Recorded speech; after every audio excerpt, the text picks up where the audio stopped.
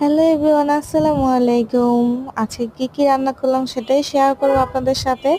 তো এই তো আমি আজকে আলুর ভর্তা বানিয়েছি, অনেক দিন পর আজকে আলুর ভর্তা বানালাম।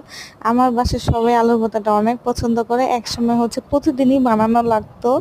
তো যাই হোক, তারপর মাছ আর আলু পটল এগুলি দিয়ে রান্না করেছি, টমেটো দিয়ে মাছ রান্না করেছি। তো মাছ যেহেতু আমরা বেশি একটা পছন্দ করি না, তাই সাথে একটু মুরগির মাংস রান্না করেছি, মুরগির মাংস। তারপরে যে কলিজা, হাত পা যা থাকে সবকিছু মিলেই আলু টালু দিয়ে রান্না করেছি। তো আজকে মশলা একটু কম হয়ে গেছে, তাই কালারটাও বেশি একটা সুন্দর হয়নি। আর যেটা দেখতে সুন্দর না হয় সেটা খেতেও যেমন মজা লাগে না। আর এই তো আম ডাল তো থাকবেই। আর ডাল আমার প্রতিদিনের বাধ্যতামূলক একটা আইটেম। আর এই তো ভাত, যেহেতু দুপুরের আইটেম, ভাত তো অবশ্যই থাকবে। তো এই ছিল আমার আজকে রান্না বান্না। তো ভিডিওটি ভালো লাগলে অবশ্যই কমেন্টস করবে, আর আমার ছোট্ট চ্যানেলটি সাবস্ক্রাইব করে পাশে থাকবে। আল্লাহ হাফেজ।